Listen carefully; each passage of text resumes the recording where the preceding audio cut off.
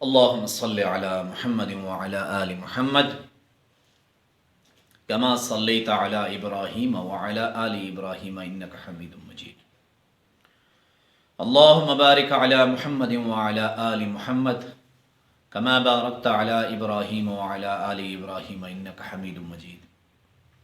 لاکھوں کروڑوں درود و سلام امام الانبیاء، شافع محشر، سردار جو دو جہان محمد مصطفیٰ صلی اللہ علیہ وسلم اور ان کی آل طیبین طاہرین پر۔ تو میرے بھائیوں، میری بہنوں، میں ہمیشہ سے آپ کو ایک نصیحت کرتا ہوں،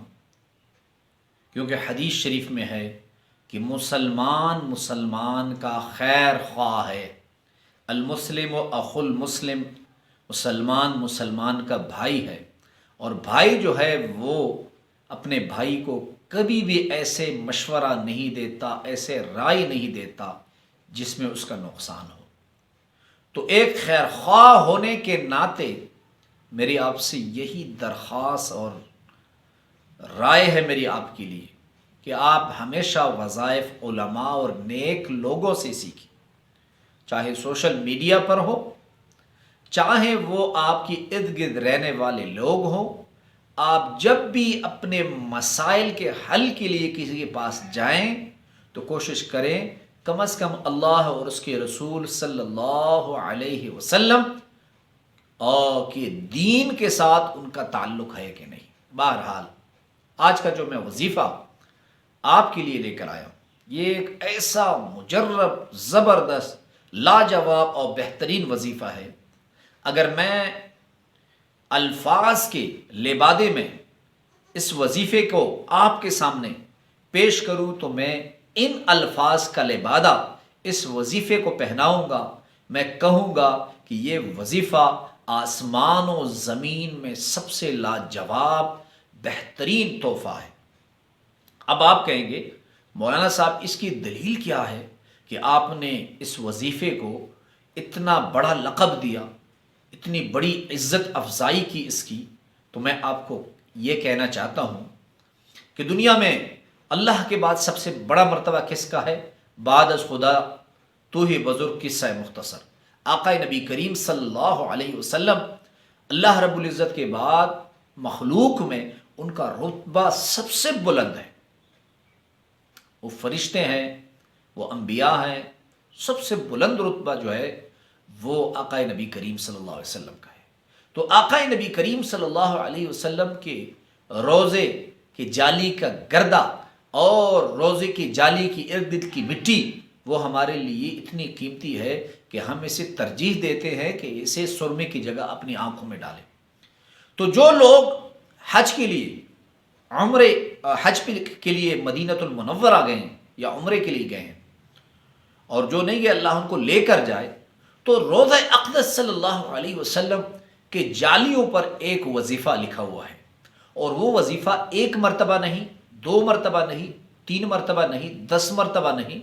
20 مرتبہ نہیں، 30 مرتبہ نہیں، 44 مرتبہ نہیں، پورے روضہ رسول کی جالیوں پر ایک وظیفہ لکھا ہوا ہے، اور وہ وظیفہ ہے لا الہ الا اللہ الملک الحق المبین۔ اور یہ وظیفہ کتنی تعداد میں لکھا ہے؟ سونے کے پانی سے کتنی مرتبہ؟ 44 مرتبہ۔ تو آپ اندازہ لگائیں کہ سردار دو جہان نبی کریم صلی اللہ علیہ وسلم کے روضہ اقدس پر ایک ہی کلمے کو بار بار لکھنے کا مقصد کیا ہو سکتا ہے؟ یہی ہو سکتا ہے کہ اس کلمے کی برکت کتنی ہے، یہ کتنا قیمتی ہے، کتنا لاجواب ہے۔ تو اب سنیں، جس شخص کے رشتے کا مسئلہ ہو وہ دن میں صبح کی نماز کے بعد اسے 100 مرتبہ پڑھے، اول آخر درود شریف پڑھ کر۔ اگر کسی کی نوکری کا مسئلہ ہے آپ اسے 100 مرتبہ پڑھیں، اول آخر درود شریف پڑھ کر۔ اگر آپ پر قرض ہے، اسپیشلی یہ قرض کے لیے وظیفہ ہے،